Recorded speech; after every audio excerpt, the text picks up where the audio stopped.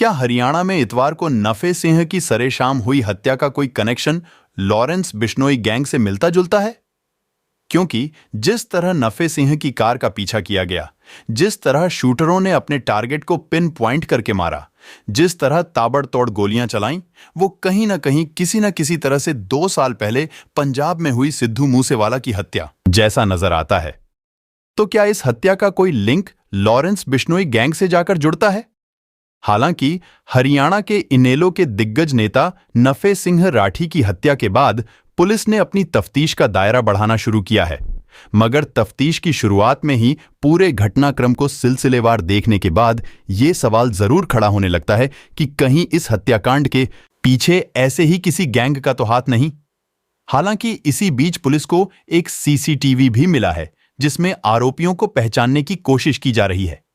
अभी तक पुलिस ने 4 आरोपियों के खिलाफ केस दर्ज किया है, जिनमें नरेश कौशिक, रमेश राठी, सतीश राठी और राहुल शामिल हैं। कल यानी इतवार की शाम को इंडियन नेशनल लोकदल के हरियाणा राज्य के प्रमुख नफे सिंह राठी को झज्जर के पास अनजान हमलावरों ने अंधाधुंध फायरिंग करके उन्हें मौत के घाट उतार दिया।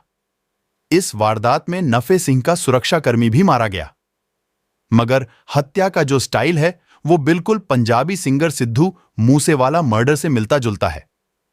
अब इस बात का शक पुलिस को भी होने सगा है कि कहीं इस हत्या के पीछे किसी गैंग या लॉरेंस गैंग का तो हाथ नहीं।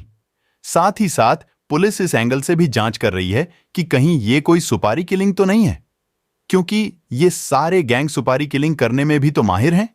शुरुआती तफ्तीश में जो सामने नजर आ रहा है उसके मुताबिक नफे सिंह की हत्या पूरी प्लानिंग करके अंजाम दी गई है। याद होगा 29 मई 2022 को पंजाब के मानसा जिले के जवाहर के गांव के पास सिद्धू मूसेवाला को मारने से पहले कातिलों ने उसकी कार का लंबे समय तक पीछा किया और फिर उसकी थार गाड़ी पर ताबड़तोड़ गोलियों की बौछार कर दी थी। सिद्धू मूसेवाला को लॉरेंस के गैंग के शूटरों ने करीब 30 गोलियां मारी थीं। उसी तर्ज पर नफे सिंह की फॉर्च्यूनर गाड़ी पर करीब 40 से 50 गोलियां दागी गईं। मर्डर का पैटर्न दोनों में बिल्कुल एक जैसा नजर आ रहा है।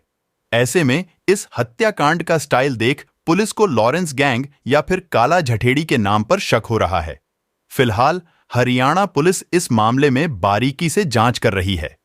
बात नफे सिंह के घर वाले और उनके नजदीकी लोग बार बार इस बात का जिक्र कर रहे हैं कि नफे सिंह को कई दिनों से धमकियां मिल रही थीं।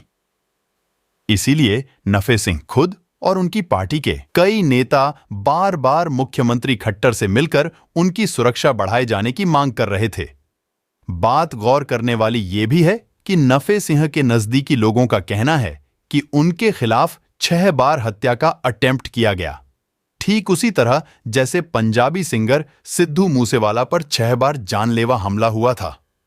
ऐसे में यह बात भी सिर उठाती दिखाई दे रही है कि नफे सिंह की हत्या कहीं कॉन्ट्रैक्ट किलिंग तो नहीं है, और पुलिस को नफे सिंह की हत्या में कॉन्ट्रैक्ट किलिंग का अंदेशा होने लगा है।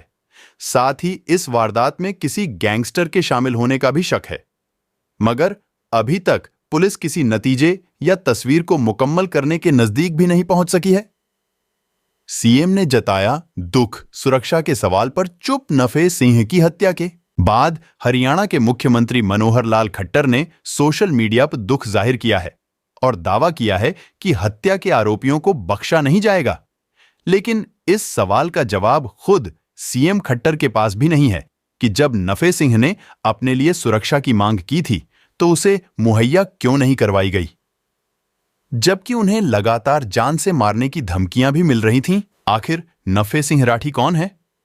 नफे सिंह राठी का सियासत के दंगल में पहला कदम 1996 में पड़ा जब समता पार्टी के टिकट पर विधानसभा का चुनाव लड़ा। ये चुनाव नफे सिंह राठी जीत भी गए, लेकिन इसके बाद वो इंडियन नेशनल लोकदल यानी इनेलो में शामिल हो गए। साल 2000 में नफे सिंह दूसरी बार विधायक बने। इसके अलावा बहादुरगढ़ म्यूनिसिपल काउंसिल के 2 बार अध्यक्ष भी रह चुके थे Nafe Singh. All Indian style wrestling association के अध्यक्ष भी रह चुके हैं नफे सिंह। नफे सिंह को हरियाणा के पूर्व मुख्यमंत्री ओम प्रकाश चौटाला और उनके बेटे अभय चौटाला का बेहद नजदीकी भी माना जाता है। सियासी करियर में नफे सिंह का दामन भी पूरी तरह से पाक साफ नहीं था। उनके खिलाफ भी कई आरोप लगे। बताया जा रहा है कि पूर्व विधायक नफे सिंह राठी पर बेईमानी से संपत्ति की डिलीवरी के लिए प्रेरित करना का एक आरोप था। इसके अलावा नफे सिंह के खिलाफ धोखाधड़ी और जालसाजी का भी आरोप है। लेकिन नफे सिंह के दामन पर लगा एक संगीन दाग भी है, जो हरियाणा के पूर्व मंत्री मांगे राम नंबरदार के बेटे की आत्महत्या का मामला है। बताया जा रहा है कि राठी के खिलाफ धारा 306 यानी आत्महत्या के लिए उकसाने का मामला दर्ज किया गया था। ये बात 2023 का बताया जा रहा। अगर आपको यह जानकारी अच्छी लगी है तो चैनल को सब्सक्राइब करें और कमेंट बॉक्स में कमेंट जरूर लिखें। धन्यवाद।